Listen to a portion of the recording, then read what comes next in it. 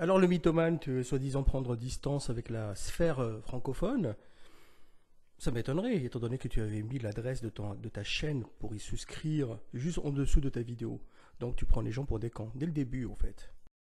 Genre la sphère qui est dégueulasse, etc. On dirait que tu t'es oublié.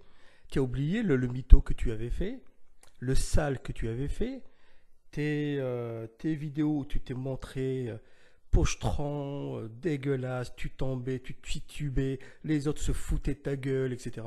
Ça, tu l'as oublié. Tu as oublié aussi que tu traînais avec les plus gros sales sur YouTube, hein, comme ton pote kebab. Ça, tu l'as oublié, mais malheureusement.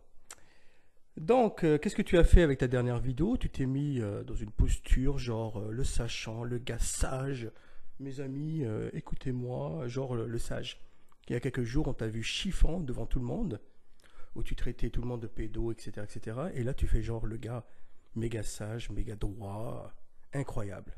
Étant donné que tu vas reprendre ta merde artistique, où tu as encore une fois menti, il ne faudrait pas oublier que tu es un mythomane aussi, parce que comme par hasard, après 3 ans ou je ne sais pas combien d'années de pause, comme par hasard, là tu vas reprendre tes dessins, etc., des expositions, etc., etc., juste après ton dernier live qui était bien dégueulasse. C'est bizarre ça, hein?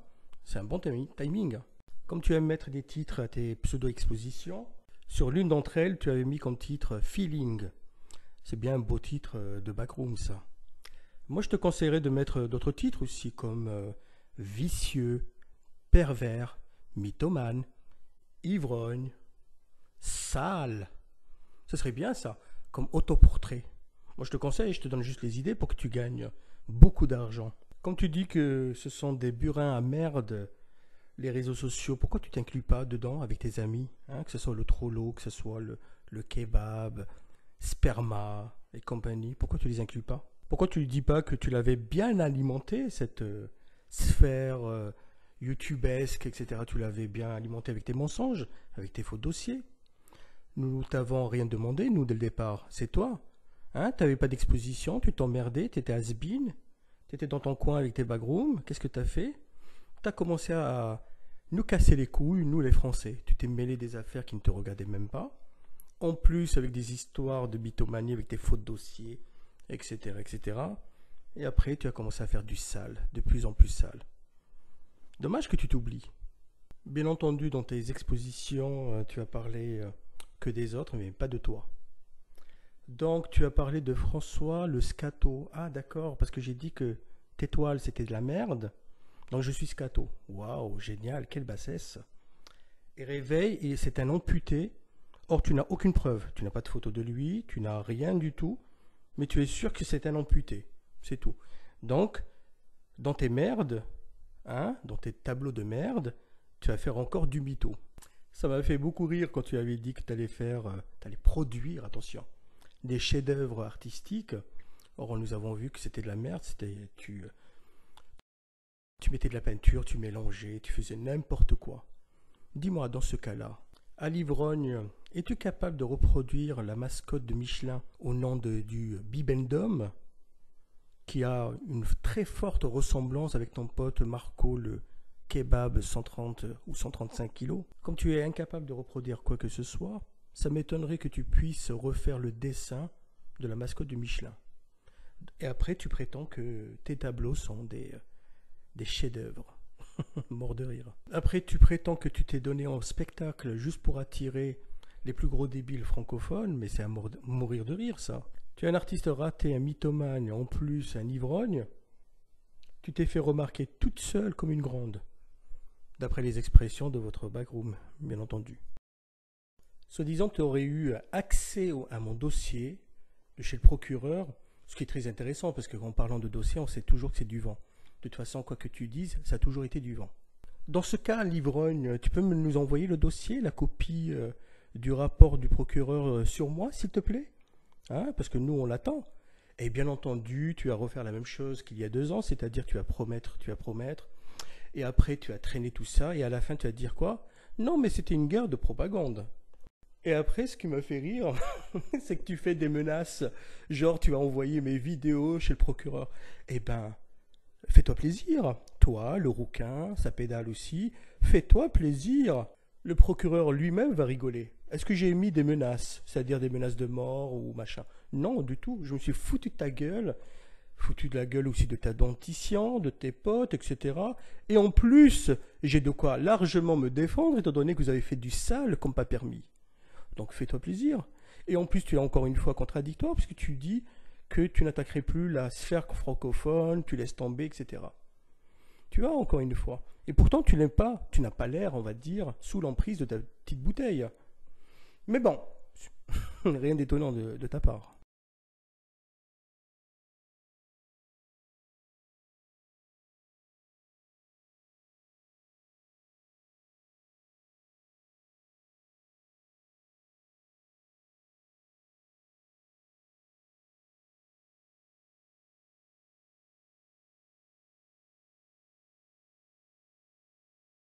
Toutes tes productions que tu dégages sur les réseaux sociaux, hein, ta fameuse tirade où tu t'en fous de la loi de la République, tu t'en fous de la République, tu t'en fous des juges, tu t'en fous des tribunaux, bien sûr, ça va être servi mode caramel à qui le droit. Allez, je vais t'aider. Tu pourras même leur dire exactement que je suis un anti-républicain, un anti-démocrate, un anti-Macron, et je considère que Macron avait fait de la haute trahison et il devrait être jugé. Voilà. C'est bon, t'es satisfait? T'as enregistré, j'espère? Sinon, moi je pense qu'après 42 ans passés sur Terre ou 43 ans, je connais pas ton âge de bouffon, mais... Encore une fois, un aveu de ta part, étant donné que tu es un idiot, et ce n'est pas la première fois. Tu dis clairement que tu ne connais pas mon âge. Si tu avais vraiment accès à mes dossiers, que ce soit chez le procureur ou à la police, comment ça se fait-il que tu ne connaisses pas mon âge? Parce que c'est le minimum. Au minimum, ils mettent mon nom de famille, mon prénom bien entendu, et bien sûr mon âge, avec ma date de naissance, non? Ce qui démontre encore une fois que tu as accès à aucun dossier, et tu fais encore une fois le mythomane, comme toujours. Donc, je le répète encore une fois, c'est excellent, c'est excellent. Après 3 ans passés à étudier les réseaux sociaux francophones, plus précisément YouTube. Hein. Encore une fois, c'est du mytho, étant donné que tu as été présent sur les réseaux sociaux depuis juillet 2019, ce qui fera exactement 2 ans. Voilà, bientôt, ce sera 2 ans pour toi. Donc pourquoi tu rajoutes un an de plus? C'est un réflexe de mythomane? Tu ne sais pas compter? T'es un idiot? Bien évidemment, c'est une excellente nouvelle quand je vois que tu négliges plus ta dentition, monsieur à l'ivrogne. Maintenant, je comprends mieux ton absence depuis quelques jours. Par contre, nous ne voyons toujours pas tes chicots d'en haut. Hein. Sinon, une autre question ici. Tu as trouvé un ami à qui tu n'as pas fait du sale et t'a prêté de l'argent pour refaire ta dentition ou ça s'est passé comment? En tous les cas, chapeau pour ta nouvelle dentition, on est vraiment content. Ça change par rapport à l'ancienne, quand tu ressemblais plus à un hippopotame, où tu pouvais diffuser une sorte de nouvelle myxomatose mélangée avec du Covid. C'est sans doute à cause de toi que ton pays avait fermé les frontières et avait mis aussi des sécurités sanitaires, etc. etc. Depuis que tu as refait ta dentition, ça craint plus, ça y est. Hein.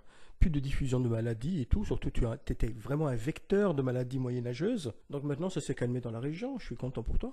Et je suis content pour vous. Le public de tous ces scatos, hein, mais c'est super bien de vous trier. Avant, tu disais que j'étais scato parce que j'avais dit que tes toiles c'était de la merde. Et maintenant, nous sommes tous devenus des scatos. Dis-moi, c'est une nouvelle pratique dans ta backroom avec ton pote Lefeb, Kebab 130, le Sodome et Gomorre de Beyrouth? On se verra demain, comme d'habitude. On est trop beau, fiers de nos coutumes et de nos os.